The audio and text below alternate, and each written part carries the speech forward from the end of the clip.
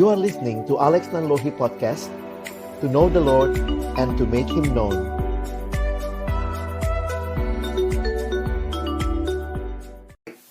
Selamat malam teman-teman yang dikasihi dalam Tuhan Yesus Kristus.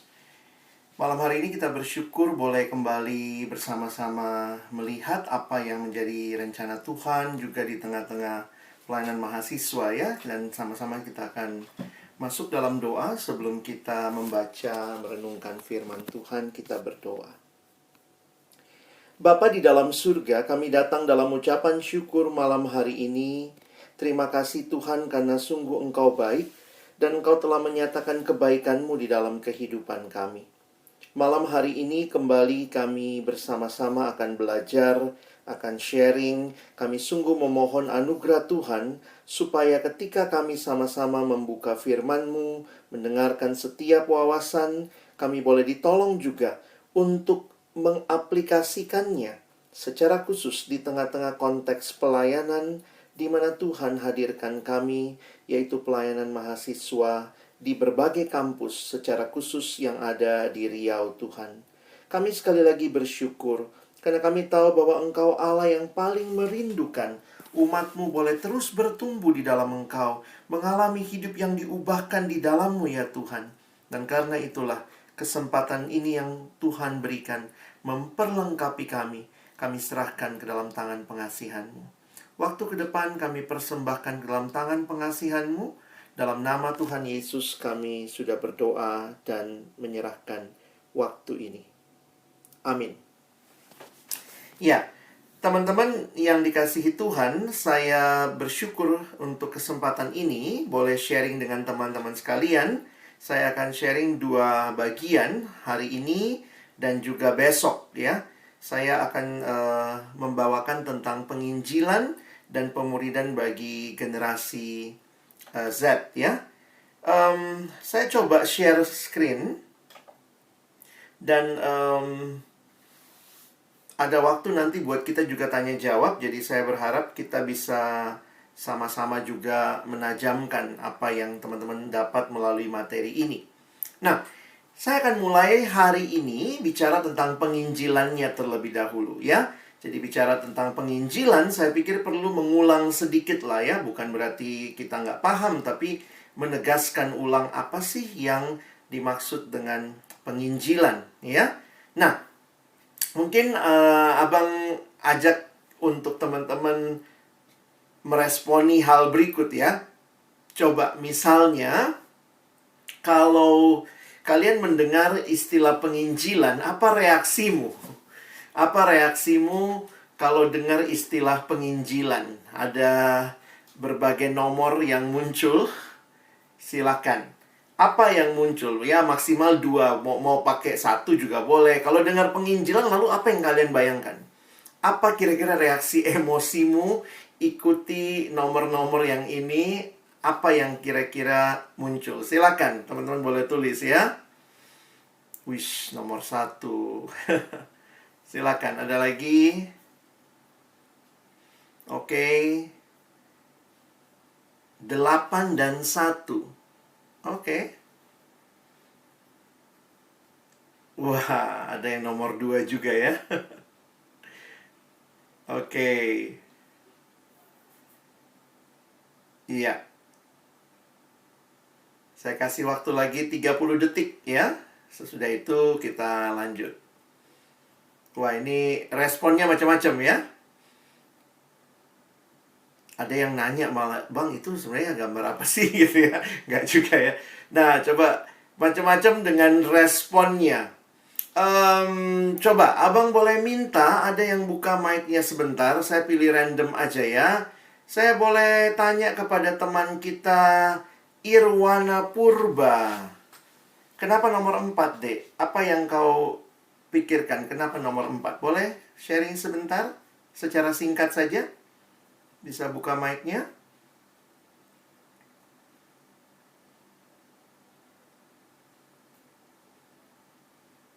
Apakah bisa?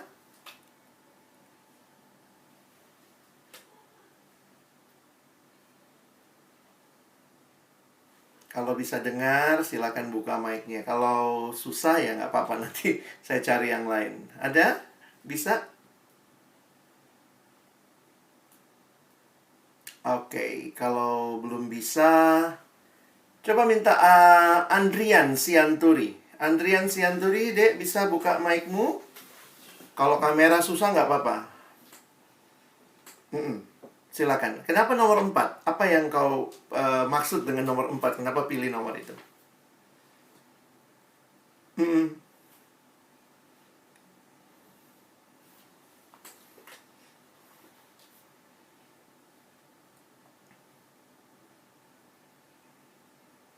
Oh, oke. Baik, terima kasih ya, Dek. Thank you. Abang pengen dengar dari teman kita yang lain ya. Sri Ayu Putri. Sri Ayu Putri, pilihnya nomor 8. Silakan, Dek, boleh sedikit jelaskan kenapa nomor 8?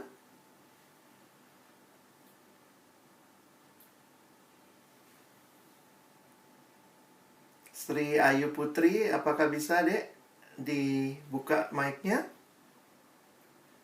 Iya, shalom, Dek.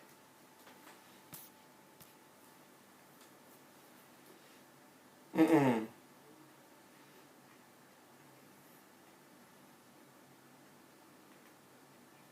Mm-mm. Pokoknya kayak muka itulah ya. Itu kayak ekspresi bingung, kaget, nggak tahu mau ngapain kali gitu ya, Dek ya. Oke. Thank you, makasih ya. Nah, apapun reaksi kita, saya pikir ya itu sesuatu yang spontan dan wajar yang teman-teman sampaikan ya. Jadi tidak ada masalah benar dan salah di sini. Nah, karena itu Abang ingin kita mengerti lebih dalam sedikit tentang apa itu Injil.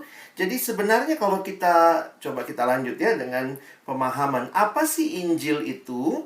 Kalau kita mendengar istilah Injil langsung bayangannya, oh kabar sukacita, berita sukacita. Nah, sebenarnya kalau kalian perhatikan di dalam kata Injil sendiri ini di dalam bahasa Yunaninya dipakai istilah evangelion ya, dan itu diadopsi dari bahasa bukan dari kata Injil dalam bahasa Indonesia itu adopsi dari bahasa Arab ya. Arab menyebutnya Injil. Nah, kalau dalam bahasa Yunani, bahasa Alkitab Perjanjian Baru dipakai kata evangelion. Nah, sebenarnya ini adalah sebuah pengumuman yang diterjemahkan sebagai sebuah kabar baik. Nah, istilah evangelion, gospel itu sendiri sebenarnya bukan asli dari Alkitab dalam pengertian ini adalah kebiasaan dari orang-orang yang waktu itu dalam kekaisaran Romawi. Misalnya mereka menang perang, lalu kemudian ada itu yang datang bawa berita, kasih tahu, "Wey, kita menang perang, kita menang perang." Nah, berita yang dibawa itu disebutkan sebagai Injil, sebagai gospel, sebagai berita sukacita yang memperdengarkan proklamasi atau deklarasi tentang pencapaian yang kemenangan yang dicapai, kira-kira seperti itu.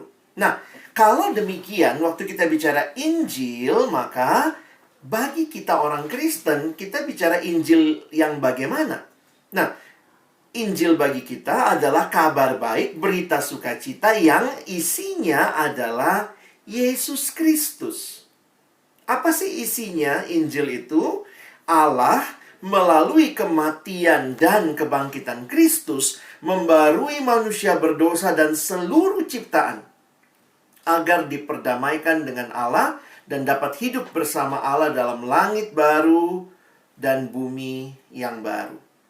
Jadi Injil menyatakan apa yang Allah kerjakan, apa yang Allah lakukan di dalam dan melalui anaknya Yesus Kristus yang mati dan bangkit, yang memberikan kepada kita keselamatan yang kekal. Dan bukan hanya bagi kita, tapi bagi seluruh alam ini diperdamaikan dengan Allah. Dan akhirnya boleh hidup di dalam kemuliaan bersama Tuhan selama-lamanya.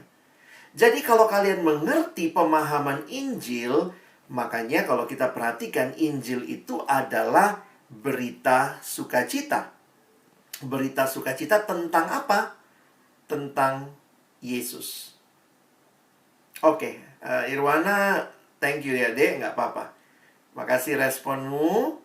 Karena pada saat yang sama katanya nomor 4 itu bingung, kagum, dan senang. Baik, makasih ya Dek. Nah, teman-teman, saya ingin mengajak kita memperhatikan ketika kita bicara tentang Injil, maka sebenarnya kita perlu paham ya, jangan sampai kita berpikir Injil itu adalah sekadar sebuah tindakan semata-mata. Jadi beginilah, abang pernah ada satu teman dia ngomong, iya bang, aku udah beritain Injil lah. Beritain Injil. Gimana? Tadi temanku yang pakai jilbab pinjam tip X-ku. Wah, aku kasih sama dia. Wah, aku udah beritakan Injil. Kamu cuma berbuat baik dalam tanda kutip ya. Itu bukan pemberitaan Injil. Pemberitaan Injil adalah bicara tentang berita tentang Yesus yang kehadirannya dalam dunia membawa keselamatan bagi kita. Jadi inilah yang harusnya kita pahami, bahwa Injil ini bicara tentang pribadi Yesus. Makanya teman-teman mesti pahami ya, Injil itu bukan nasihat sukacita. Bukan, Injil itu bukan nasihat sukacita, tapi Injil adalah berita sukacita. Apa bedanya? Kalau nasihat, isinya adalah anjuran, what to do list. Lakukan ini.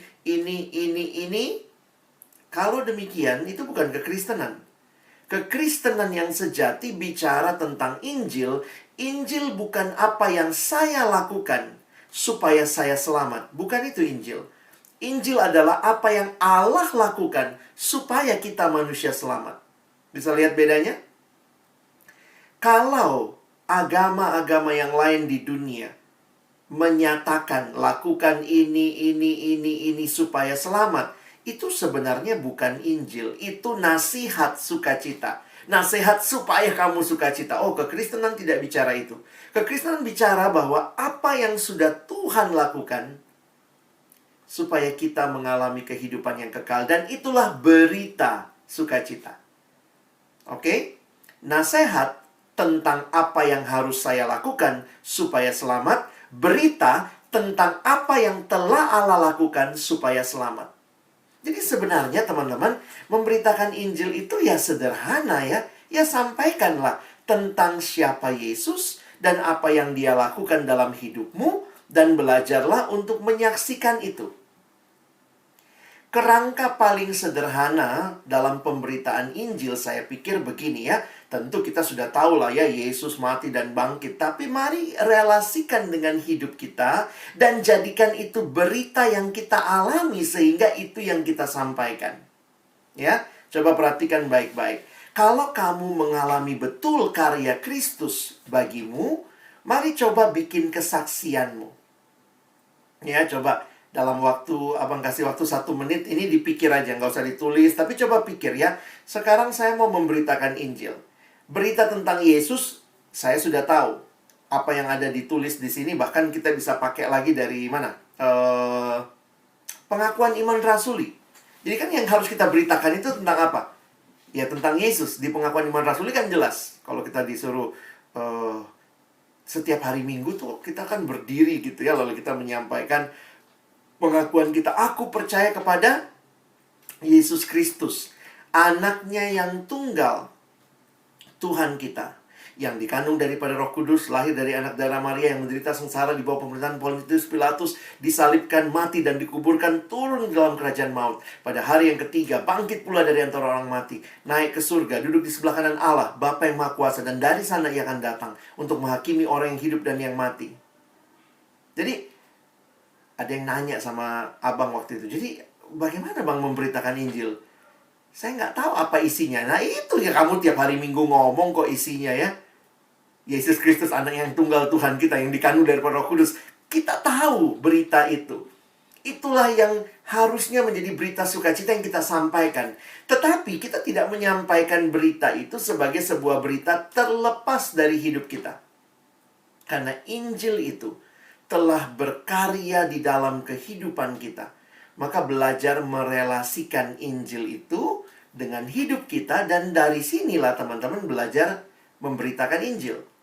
Nah, coba dengan sederhana.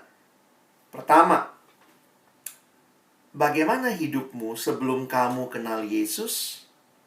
Yang kedua, bagaimana hidupmu setelah kamu mengenal Yesus?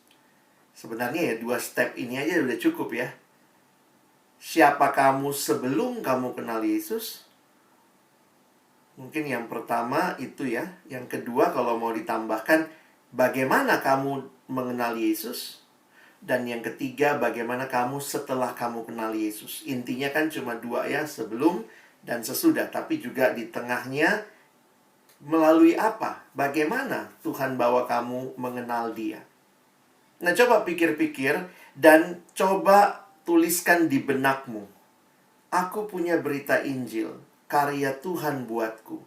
Maka siapa aku sebelum aku kenal Tuhan? Kapan? Peristiwa apa yang di dalamnya aku terima Yesus, mengenal Dia sebagai satu-satunya Tuhan dan Juru Selamat buat hidupku? Dan bagaimana hidupmu sekarang setelah kamu kenal Tuhan? Kalau kamu bisa merangkai itu dengan indah, ya sebenarnya kamu punya modal memberitakan Injil. Karena memberitakan Injil itu bukan teorinya semata-mata, tetapi bagaimana Injil itu telah mentransformasi hidup. Karena itu kalau kita perhatikan di dalam Alkitab, menarik sekali bahwa Tuhan Yesus, rasul-rasul itu memberitakan Injil dengan berbagai macam cara. Nah, ini menarik nih ya. Berbagai macam cara, dan juga itu tergantung siapa orang yang mereka beritakan Injil. Kalau dia memberitakan Injil misalnya kepada orang yang Farisi, kita melihat gayanya berbeda dengan kepada orang yang mungkin non-Yahudi. Kalau kalian lihat di kitab Kisah Rasul, khotbahnya Paulus di Kisah Rasul 17 di Athena, di mana waktu itu di Athena bangsa-bangsa yang tidak kenal Allah, itu beda dengan khotbahnya Petrus di Kisah Rasul 2 ketika dia berkhotbah kepada orang-orang Yahudi yang lagi berkumpul di Yerusalem. Bedanya bagaimana? Oh, jelas banget bedanya. Caranya Petrus menjelaskan tentang Yesus, dia masuk dari perjanjian lama. Kenapa? Karena orang-orangnya ngerti perjanjian lama. Dia bilang, Mesias yang kamu salibkan itu, dialah yang kamu bunuh itu, dialah Yesus. Dialah Mesias, Yesus yang kamu bunuh. Karena apa yang dia gambarkan, bagaimana kemesiasan itu digenapi dalam Yesus. Kenapa dia bisa bicara mulainya dengan Mesias? Karena orang-orang yang ada di Kisah Rasul pasal 2 yang berkumpul pada waktu Pentakosta adalah orang Yahudi. Nah, bagaimana Paulus memberitakan Injil di dalam Kisah Rasul 17? Ya, kalau kita lihat Paulus di Athena, jangan lupa Paulus waktu itu bicara di depan orang-orang non-Yahudi. Jadi nggak kenal berita Injil, dalam arti nggak punya perjanjian lama. Paulus mulainya dari mana? Dia mulai dari kita ini semua ada di alam ini, kita adalah ciptaannya Allah. Dia mulai dari wahyu umum. Wah, kita ini ada dalam alam ciptaannya Allah. Lalu kemudian dia mengatakan bahwa kita pun adalah keturunannya Allah dan seterusnya. Jadi teman-teman bisa melihat beritanya sama, ya. Beritanya sama, tidak berubah. Berita tentang Yesus Kristus yang mati dan bangkit. Tetapi ketika kita merelasikannya dengan konteks yang berbeda-beda, ditambah lagi dengan kita sang pemberita yang mengalami berita itu, maka disinilah kita akan melihat bagaimana titik temunya, nyambungnya seperti apa. Nah, untuk bisa lebih dalam, lebih paham, saya pikir sih ya teman-teman nanti coba bisa ikut training-training penginjilan, ya, yang bisa menolong kalian. Nah, tapi abang nanti kasih sedikit saya kasih sedikit pemahaman bahwa sebenarnya tidak ada satupun model penginjilan yang saya pikir merangkum semuanya. Karena semua model penginjilan itu ada konteksnya. Jadi kalau saya nasehatnya begini. Pelajari sebanyak mungkin lah metode penginjilan. Dengan kamu pelajari sebanyak mungkin metode penginjilan, kamu nanti waktu lihat kondisi begini, kamu pakai yang ini. Kamu lihat kondisi begini, kamu bisa pakai yang lain lagi. Karena apa? Kamu punya banyak metode. Nah, metode-metode itu sebenarnya bicara pendekatan. Pendekatan, lalu bagaimana mereka mengemas berita tentang Yesus dengan tepat kepada konteks orang-orang yang diinjili. Jadi saya berharap tentunya mungkin belum semua kita terbiasa penginjilan, terbiasa memberitakan Injil. Tapi Abang mendorong ya, karena Tuhan memberikan perintah ini juga kepada kita. Beritakanlah Injil kepada segala makhluk bahkan ya. Karena itu marilah mulai ya. Bagaimana mulainya? Wah, orang bilang kristenisasi. Enggak. Kita tidak sedang bicara kristenisasi. Kita bicara tentang saya menyaksikan apa yang saya alami bersama Yesus. Nah, itulah yang saya bagikan kepada orang yang lain, ya. Nah, jadi teman-teman bisa perhatikan bagaimana berbagai metode penginjilan itu sebenarnya sedang berusaha mengkomunikasikan Injil itu dengan baik kepada orang-orang yang belum kenal Yesus. Nah, hari ini kita bicara tentang generasi Z, ya. Saya ingin kita memahami, saya juga baru coba mengajak kalian untuk memikirkan lebih mendalam. Poin Abang malam ini begini. Kita harus memberitakan Injil. Itu panggilan yang Tuhan berikan bagi kita. Kita harus memuridkan. Nah, yang menjadi orang yang kita muridkan adalah generasi Z ini. Yang juga tadi kalau kita dengar kesaksian, wah kalian juga masuk di dalam generasi ini ya. Kadang-kadang kita mesti paham ya bahwa ini berarti belajar tentang dirimu. Sebenarnya bukan abang yang harusnya ngajarin kamu. Ya, kamu yang ngajarin abang. Abang generasinya bukan, abang generasinya X ya. Malam ini kalian ngundang saya mengajari tentang dirimu. Lucu juga ya. Sekarang saya mau kamu yang ajarin saya tentang dirimu. Ya. Karena itu nanti saya minta kita interaktif. Ya. Siap-siap. Oke. Waktu bicara dari generasi ke generasi, nah saya lihat ini salah satu materi grafisnya, infografis dari Tirto ID ya. Nah, memang sangat tergantung kalian pakai literatur yang mana. Karena setiap literatur itu juga kadang-kadang tahunnya sedikit beda-beda ya. Nah, tapi walaupun demikian saya pikir ada benang merahnya. Nah, kalau dari Tirto ID ini, dia mengkategorikannya ini ya. Generasi baby boomer, X, dan milenial. Milenial ini yang sebenarnya Y. Yang Y gitu ya. Jujur aja abang harus katakan, kadang-kadang pembagian seperti ini memang sangat mengeneralisasi. Karena apa? Manusia itu kompleks ya. Jadi manusia itu kompleks. Nggak bisa juga cuma dikategorikan kamu X, Y gitu ya. Bahkan kamu yang Y pun, yang Z pun kadang-kadang mirip juga kok kayak baby boomer ya. Ada. Jadi nggak bisa dikategorikan saklek. Karena itu bagi saya, pengkategorian ini hanya membantu memberikan gambaran umum. Tapi dalam pengalaman pelayananmu, jangan pernah hanya tertutup dengan kategori ini. Maksudnya, disinilah teman-teman perlu kenal betul siapa orang yang kau layani. Iya, kamu perlu kenal betul ya. Saya ketemu gitu ya, kalau nanti kalian nonton di YouTube saya gitu ya. Katanya anak sekarang nggak suka baca. Saya ketemu tuh kemarin di YouTube, kita baru ngobrol tentang anak-anak yang suka baca. Lucu juga gitu ya, ini anak-anak milenial, anak Gen Z gitu ya. Katanya senangnya audiovisual. Enggak juga, ada kok yang suka baca juga. Jadi kadang-kadang saya pikir jangan di over generalisasi. Tiba-tiba kita semua ganti. Bahan KTB kita nggak ada lagi, semua digital. Semua audiovisual, nggak ada lagi yang tertulis. Oh, ada mungkin yang masih senang tertulis begitu ya. Daerah-daerah yang susah sinyal, daripada dia nonton YouTube-nya buffering, mendingan baca gitu kali ya. Jadi itu sangat tergantung. Kalian mesti kenal siapa yang kamu layani. Sekali lagi, pembagian ini hanya memberikan gambaran. satu siswa yang saya undang waktu YouTube kemarin gitu ya, dia sharing tentang membaca buku. Unik juga teman-teman ya, anak itu siswa SMA. Dia dari dulu suka baca gitu ya. Bayangkan dalam liburan sekolah bulan Januari yang lalu ya, dari Desember Januari liburan sekolah itu, dia baca kali buku rohani itu sekitar 10 buku gitu ya. Dan itu buku-bukunya buku-buku berat yang dibaca mahasiswa, Kyle Idleman, Not a Fan.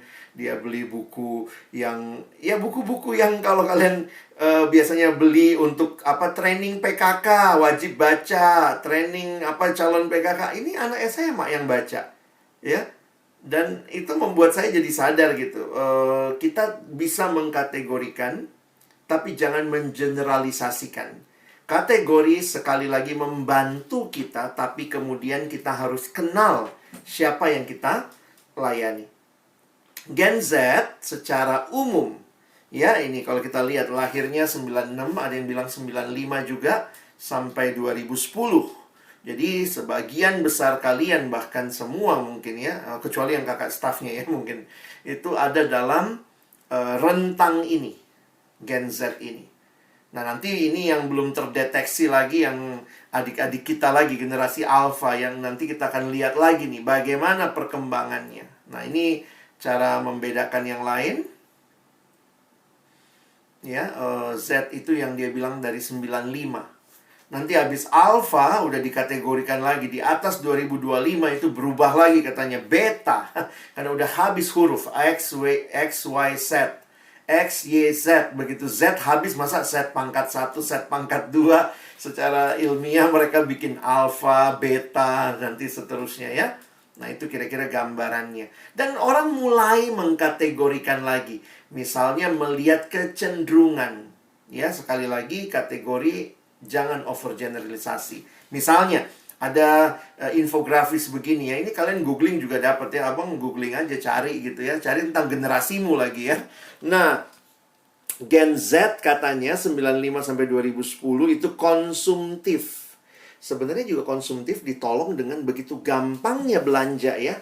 Zaman dulu mau barang tuh susah banget. Sekarang silahkan install Tokopedia, Lazada, Shopee. Gampang banget. Sehingga cenderung konsumtif pasti. Lalu uangnya cashless. Apa-apa transfer. Jadi kadang jarang lihat uang beneran gitu ya. Saya nggak tahu juga nih lagi musim-musim begini nih, apalagi kalau di rumah atau di mana semua cuman pakai transferan bank. Saya juga baru ngeh gitu ya, iya saya nggak lihat loh uang segini ya, saya nggak lihat uang segitu, tapi terjadi. Jadi bukan cuma generasimu yang cashless, saya juga ngalamin gitu. Lalu jiwa pengusaha, ya katanya makanya di era-era pandemi ini ada aja lah donat bertebaran ya, semua jualan donat gitu, jualan apa. Dan katanya Gen Z ini punya kecenderungan ini ya, bahwa punya jiwa pengusaha, mentalitas yang dulu. Tapi enggak juga ya, ada juga kok anak sekarang mentalitasnya pegawai negeri ya, apalagi karena kayaknya disuruh bapak mama ya mesti pegawai negeri kalau nak ya gitu. Tapi pegawai negeri pun nanti masuk pegawai negeri jualan pula dia di dalam ya. Jadi bisa jadi begitu. Nah, ada beberapa fakta unik misalnya tentang generasi Z. Periode lahirnya, ya, ini dia bilang kira-kira yang 2000 ke atas, lalu bisa multitasking. Kalian besarkan di Zoom aja ya, kalau nggak kelihatan slide-nya. Mampu menggunakan 5 media berbeda secara bersamaan dalam satu waktu. Wow, ini memang ditolong sama medianya juga ya. Bisa sambil dengar podcast, sambil baca-baca majalah, sambil nonton Netflix, nonton TV, sambil mungkin beres-beres kamar gitu ya. Wah, semua multitasking, waktu bersamaan. Lalu perangkatnya, kalau bicara perangkat teknologi favorit memang masih HP ya. Smartphone lah maksudnya. Dan itu akses rata-ratanya saja diperkirakan 15,4 jam per minggu. Agak sedikit bergeser dari generasi saya yang dulu, sebagian generasi saya itu lebih senang nonton TV. Sekarang kalaupun dia nontonnya di HP. Ya, nggak kebayang di generasi saya itu kalau nonton di TV gitu ya. Kalau nggak ke bioskop, sekarang nontonnya di HP. Makanya durasi menonton TV, Gen Z itu rata-rata turun ya, hanya 13,2 jam. Nah, kalian bisa lihat lah ya, model mamamu, bapakmu, atau mungkin om, tante, itu masih suka tuh kumpul depan TV nonton ya. Anak sekarang tuh jarang depan TV, masuk kamar, lalu tiduran nonton begitu ya, atau di meja belajar. Jadi agak berbeda. Jadi seperti itu. Tapi yang menarik adalah ditelitinya gemar bersosialisasi. Ternyata generasi Z adalah generasi yang gemar bersosialisasi dan bekerja sama dalam bentuk tim. Makanya lihat pola belajar. Karena saya pikir yang paling mengikuti ini adalah pola belajar. Kalau kalian anak FKIP, kalian bisa ngerti gitu ya. Makanya banyak sekarang belajarnya tim. Belajarnya dalam kelompok. Ya, itu dibiasakan begitu rupa. Makanya breakout room Zoom itu laku gitu ya. Kenapa? Karena memang harus di break gitu ya. Mereka gemar berkelompok, gemar bersosialisasi dalam bentuk tim. Nah, yang paling akhir ini sedih ya. Resiko obesitas karena aktivitas fisik yang rendah, jarang gerak gitu ya. Sementara makanannya sangat-sangat high karbohidrat dan high kalori ya. Jadi ini jadi pergumulan. Nah, seringkali tanpa sadar. Nah, ini yang abang concern juga. Kadang-kadang di gereja atau di persekutuan yang juga kita harus sadari, ada banyak generasi, seringkali cenderung pertanyaan ini muncul atau digambarkan. Generasi mana yang terbaik? Ya, kadang-kadang saya pikir, aduh pointless juga ya, nggak ada gunanya gitu bicara generasi yang terbaik. Karena semua generasi pasti di masanya punya tantangannya masing-masing. Apakah generasi opung yang paling bagus? Enggak juga. Apakah generasi mama bapakmu yang paling bagus? Enggak juga. Generasimu yang paling bagus? Enggak juga. Tapi ada yang bagus nggak di generasimu? Oh, banyak. Di generasi bapak mama? Oh, banyak juga. Di generasi opung ya banyak juga. Karena itu saya harus katakan hati-hati bahaya kesombongan. Melihat generasi kita yang paling baik. Dan kita harus sadar kita tuh saling membutuhkan. Saya pikir sih kadang-kadang yang gagal melakukan ini gereja, termasuk juga keluarga ya, saling menyalahkan. Aduh, kadang-kadang gitu. Kalau orang tua udah ngomong, zaman mama dulu ya, kalau saya gini kau, wah udah dipukul opungmu ke aku gitu ya. Kalau lihat anak malas kayak kau, sih gitu ya. Karena sekarang kan semua aktivitas bisa cuma di genggaman tangan, malas keluar kamar begitu ya. Kalau lagi pandemi gini kadang-kadang mandi ya syukur-syukur seminggu 2 kali gitu ya. Karena semua gampang sekali dilakukan. Nah, sehingga saya harus katakan ya ini. Young generation have passion and information. Older generation have wisdom and we need each other. Kadang-kadang orang tua memang punya duitnya, punya uangnya. Tapi kita yang muda mungkin punya semangatnya. Jadi makanya orang tua tuh bisa beli HP canggih tapi nggak tahu makainya. Nanti panggil lagi, "Nak, gimana SMS ini? Gimana cara ini?" gitu. Kadang-kadang kita yang menjelaskan, yang anak-anak juga nggak sabaran ya. Masa gitu aja nggak ngerti, Mak? Diajarin berkali-kali tetap salah kirim atau apa. Nah, tapi di sisi yang lain saya pikir generasi muda pun belajar hargai yang tua. Karena kadang-kadang katanya generasi yang muda ini tidak punya nggak punya hormat lah, nggak punya etika lah. Nah, saya pikir ya justru di tengah-tengah situasi begini, kita saling membutuhkan. Nah, ayat Alkitab mengingatkan, Amsal 22 ayat 6, "Didiklah orang muda menurut jalan yang patut baginya. Maka pada masa tuanya pun ia tidak akan menyimpang daripada jalan itu." Memang Alkitab mengingatkan, harusnya orang tua yang mendidik yang muda. Ya, saya pikir juga kalau memang mau bicara berkorban, harusnya yang tua yang lebih berkorban untuk menjangkau yang muda. Kenapa? Ya, saya pikir sederhana sih ya. Yang tua pernah muda, tapi yang muda belum pernah jadi tua. Jadi ya, kalau mau berkorban sedikit, harus generasi yang lebih tua yang mau untuk mengerti yang muda. Tapi yang muda juga jangan sombong. Saking dimengertinya jadi manja. apa-apa merasa kayak emang aku spesial gitu ya. Justru kita mesti melihat hal yang baik kita angkat, yang nggak baik ya jangan. Dikasih tahu nggak baik seperti itu, kalau kita timbang-timbang dan kita juga paham, iya ya nggak bagus juga aku seperti ini, belajar untuk berubah ya. Nah, saya tuliskan dalam satu seminar, saya bikin kutipan ini ya. Warisan terbaik bagi generasi muda adalah teladan yang baik dari generasi yang lebih tua. Nah, kenapa abang ulang sedikit soal generasi? Karena begini, teman-teman, kita sedang ada dalam pelayanan mahasiswa. Pertama, kamu generasi Z. Kedua, kamu akan melayani temanmu, adik kelompokmu yang juga sama-sama generasi Z. Istilahnya masih seumuran kalian, nggak jauh gitu ya. Karena itu, saya ingin mengajak, malam ini saya mau belajar dari teman-teman ya. Saya ingin tahu dari teman-teman apa sih yang kalian pikirkan tentang generasimu, begitu ya. Nah, tapi abang mau mulai dulu karena kalian terlibat dalam pelayanan mahasiswa ya.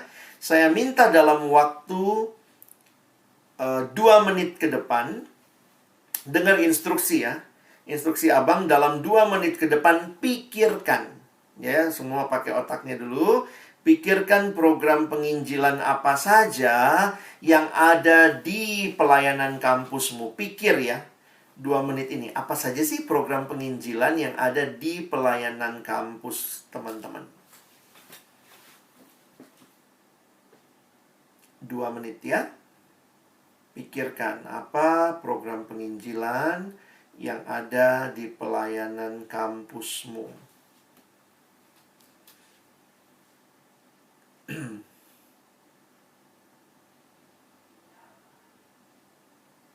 Pikir dulu ya, semua dipikir dulu.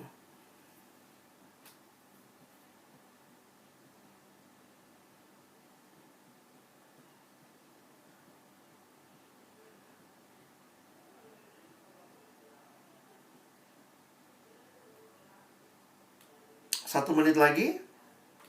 Apa saja ya yang kita lakukan untuk penginjilan? Yang kita bilang penginjilan di kampus itu yang kayak mana gitu ya.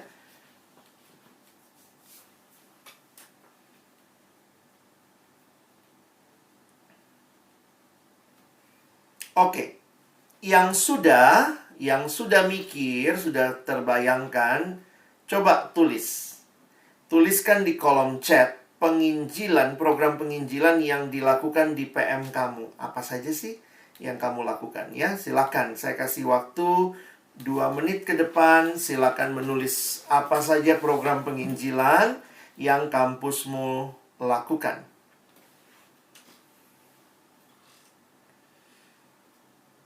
Silakan gunakan kolom chatnya ya.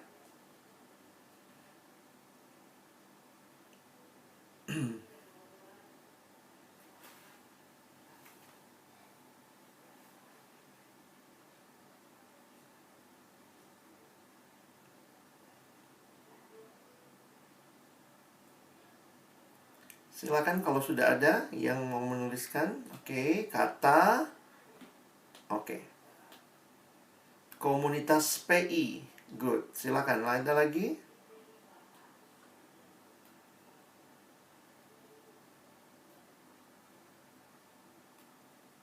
Oke. Nggak usah kasih penjelasan ya, Dek. Tuliskan aja biar nggak panjang ya. Maksudnya nggak usah terlalu lama nulisnya. Kata dilanjutkan konseling, kelas PI, PI pengurus, training PI, PI pengurus, PI AKK, profil murid, oke. TC PKK. Rata-rata bilangnya kata ya. Kata Natal juga dipakai buat momentum PI. Pembentukan mentor kampus, oke. Sahabat setahun, oke. Melakukan pendampingan konseling pada adik PI, good. Ada lagi, oke, sahabat setahun. KTB, kata PI, PI pengurus. Penginjilan pribadi program setahun. Kelas PI. Jadi ini berarti yang sudah dilakukan ya. Jam doa puasa. Oke.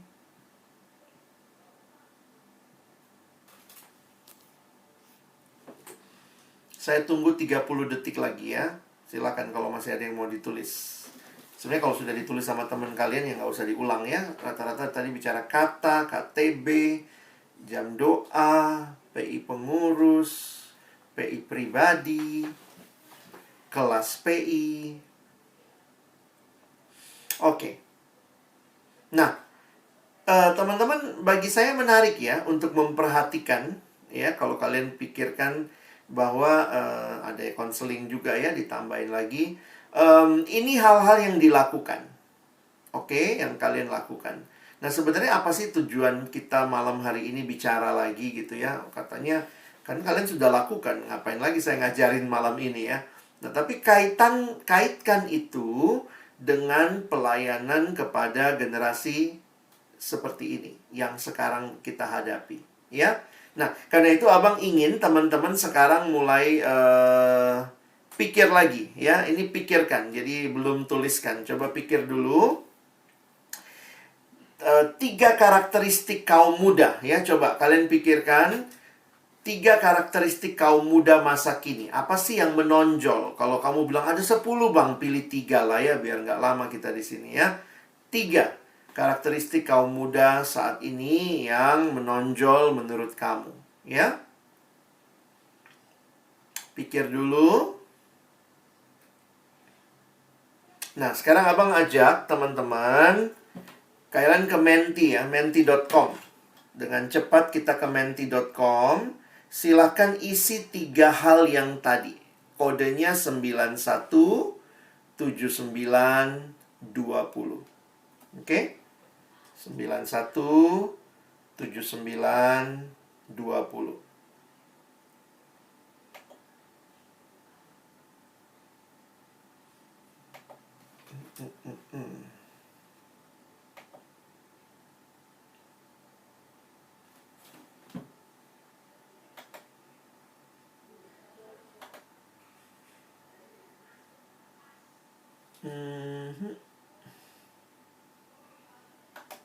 Saya coba share screen ya.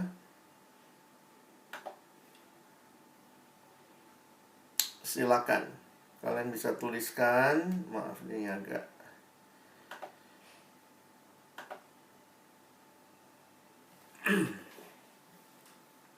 Abang harap sudah mulai banyak yang isi.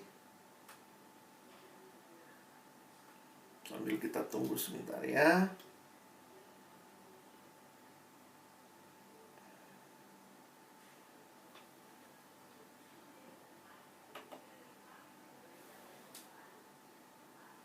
Oke, sambil bisa dilihat.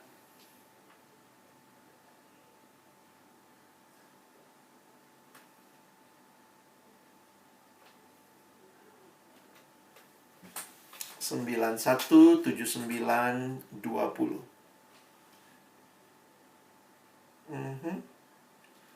Sebenarnya unik juga ya, kalian kayak nulisin karakteristik dirimu ya. Aku tuh kayak mana gitu ya. Kepo, ambisius, terburu-buru, praktis, ya, cepat bosan. Makin banyak yang isi, makin harus kita besarkan, kita zoom lagi. Optimis, ingin terlihat hebat, jiwa entrepreneur, pendiam, ingin menang sendiri, berani, head on, receh, apa pula ya?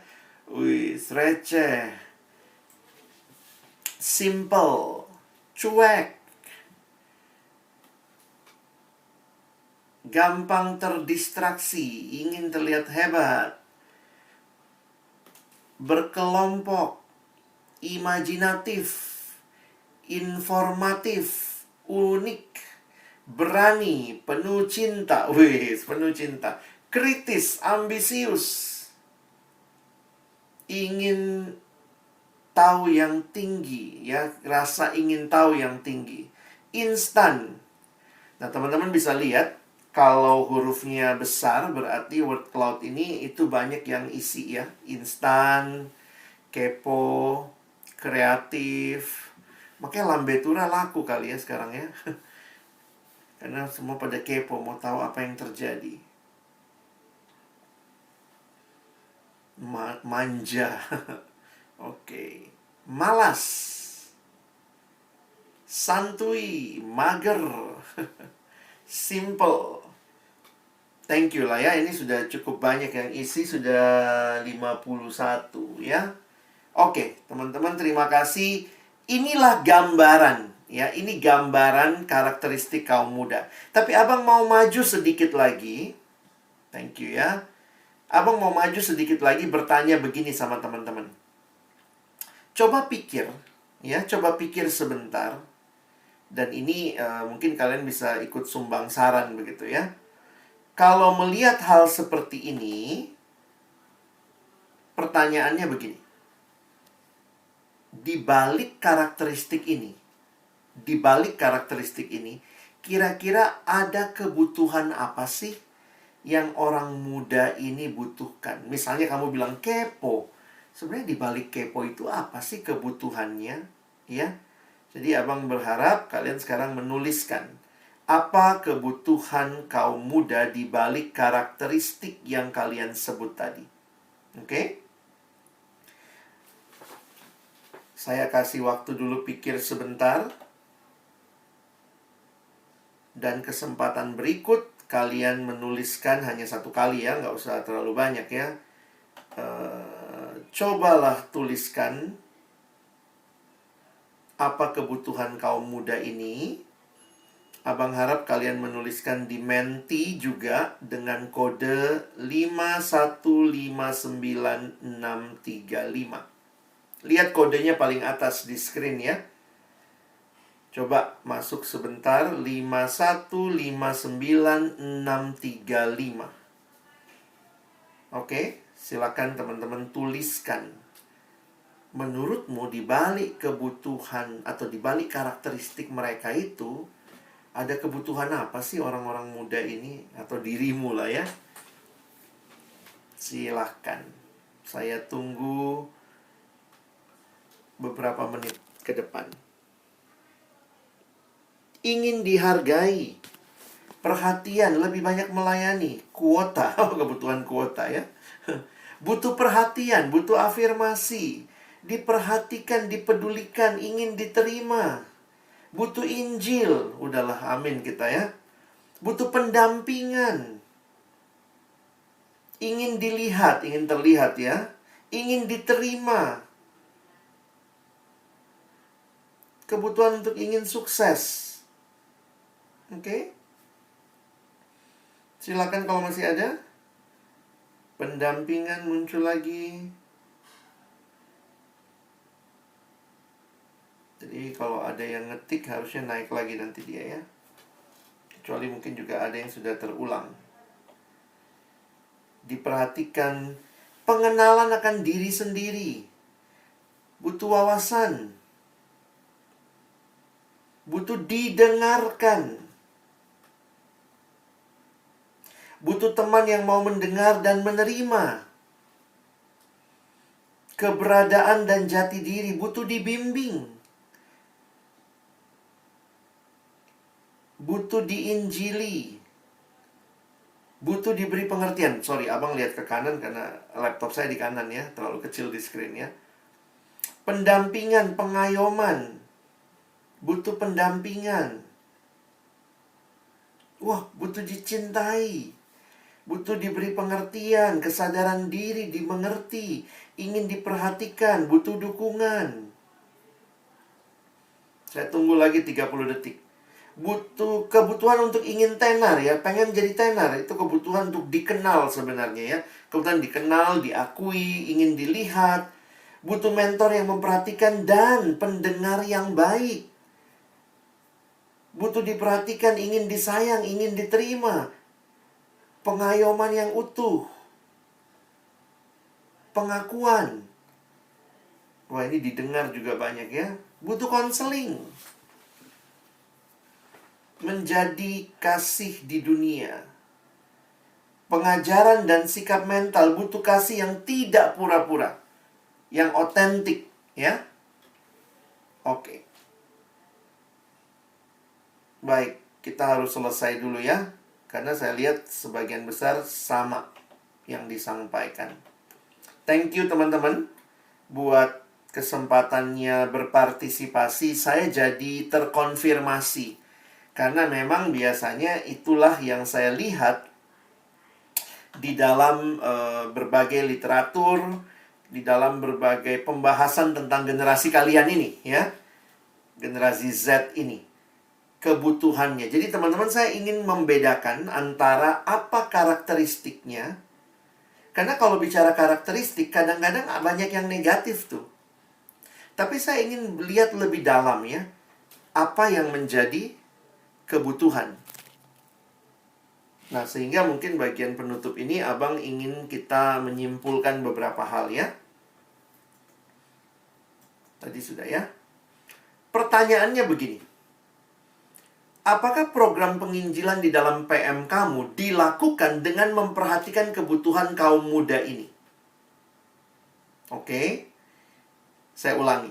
Apakah program penginjilan yang tadi kamu bilang kamu lakukan dalam PM kamu dilakukan dengan memperhatikan kebutuhan kaum muda ini? Saya bicara kaum muda, generasi apapun itu, ya. Tapi kan sebenarnya mereka pengen didengar. Saya harus katakan dengan jujur, beberapa kali dalam metode penginjilan, beberapa polanya adalah saya ngomong, yang menginjili ngomong, kamu diam, kamu dengar. Sehingga jujur aja, walaupun mungkin sudah training penginjilan gaya tertentu, tapi mesti perhatikan juga. Ada training penginjilan yang orang yang diinjili itu diem. Kita yang ngomong terus. Padahal kita bilang tadi, katanya ingin didengar. Tapi ternyata penginjilan kita, kamu yang dengar. Saya bicara, kamu diem, kamu dengar. Nah, disinilah Abang jadi berpikir begini, ya. Silahkan pelajari banyak metode.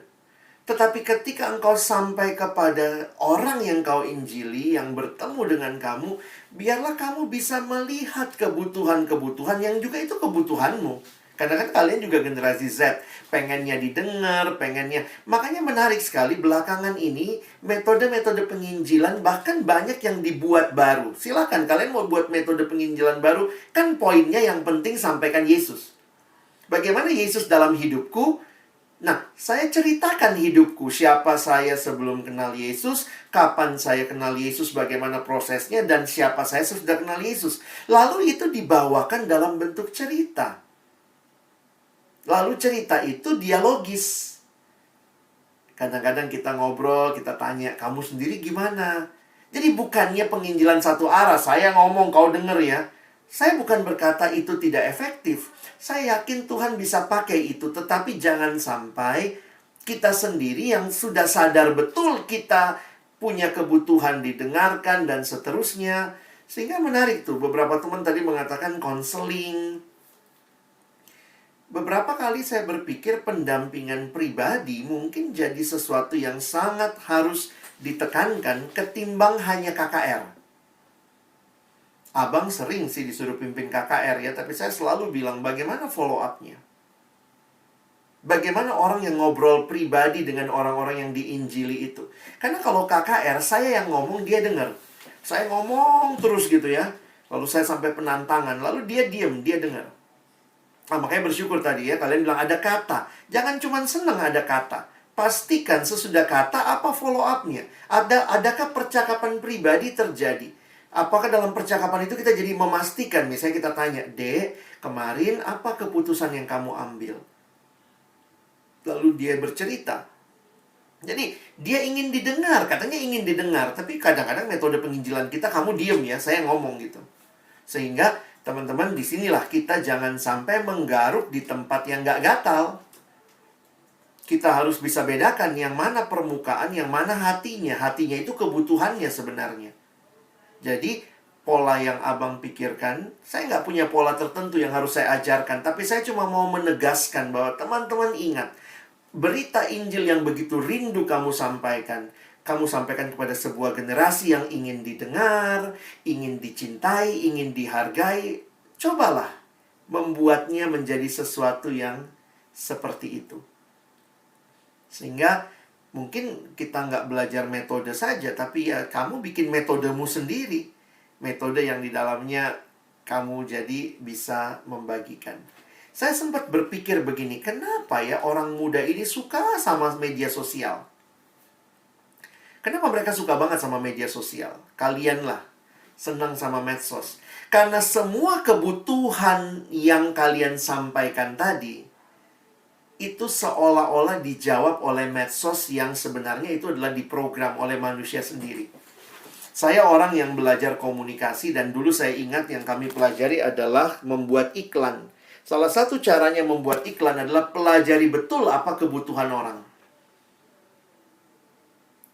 Di medsos, kebutuhannya apa? Oh, dia mau didengarkan. Makanya, lihatlah, dulu-dulu cuman ada kolom biasa ya. Sekarang bisa ada Instastory. Di Instastory kita bisa ngomong, kita bisa minta respon orang. Ada kolom misalnya kita bisa tanya sama orang. Kan ini generasi yang suka interaksi. Jadi kalau saya sekali lagi mengingatkan, jangan sampai, karena banyak kali metode penginjilan itu sibuknya hanya satu arah ngomong. Sehingga disinilah saya melihat, silakan, bagus sekali acara besar kamu bikin KKR, undang pembicara yang baik, siapkan acara dengan baik. Tapi jangan lupa, ini generasi yang butuh pendekatan pribadi. Dan itu kalian yang ngomong tentang kebutuhanmu.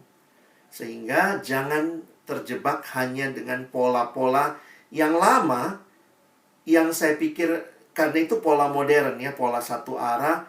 Tapi mari pelajari itu, dan kembangkan jadi pola yang unik yang kamu ciptakan nanti buat dirimu sendiri. Saya tetap menerima pelayanan KKR gitu ya.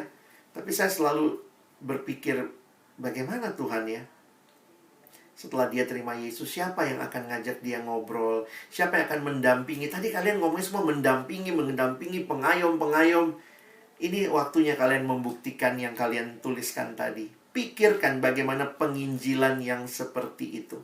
Jadi ini bukan cuma penginjilan yang kadang-kadang gini ya. Kita suka mikir, pokoknya generasi Z suka digital. Ya udah kita penginjilan digital. Itu bagus. Silakan kembangkan. Dia senang yang audiovisual, senang yang sangat atraktif. Tapi ternyata kebutuhan terdalammu apa? Kebutuhan terdalammu didengar, dicintai. Ayolah. Nanti bisa tanya lebih jauh sama Kak Asna, Kak Kori gitu ya, yang belajar mendalam, Kak Kori, tentang kebutuhan dasar manusia secara konseling. Saya pikir itu tidak tergantikan. Silahkan kamu dengan baik bisa melakukan penginjilan dengan video yang baik. Saya juga lakukan itu. Tapi kembali saya harus ingatkan, kita butuh orang-orang yang hidupnya menyentuh hidup orang lain. Karena itu lihat, abang tadi cuma ajarin satu hal. Bagaimana kamu menginjili dengan hidupmu? Mulailah nyusun kesaksianmu. Siapa kamu sebelum kenal Yesus? Bagaimana kamu kenal Yesus? Kapan kamu kenal Yesus? Dan setelah kamu kenal Yesus, waktu kamu bawa ceritamu itu, kamu bawa dengan orang lain. Dia dengar, kamu cerita. Kamu dengar, dia cerita. Jangan-jangan ada cerita yang sama. Kamu mungkin bisa cerita, iya ya, aku juga dulu dalam dosa. Aku pornografi rajin kali, aku hampir jadi pengedar aku ini. Tapi hari itu aku ketemu sama Tuhan Yesus. Sehingga waktu dia dengar cerita itu, bang, aku dalam pornografi bang. Gimana ya bang ya? Sehingga mungkin kita nggak bicara metode yang seperti apa. Tapi ketika cerita bertemu dengan cerita, Allah bekerja. Dan disitulah saya melihat, ini ada harapan buat generasi ini. Harapan untuk kita membawa mereka kepada Tuhan. Baik, itu yang abang sampaikan malam hari ini. Kiranya boleh menolong teman-teman punya wawasan tentang penginjilan kepada generasi Z. Amin.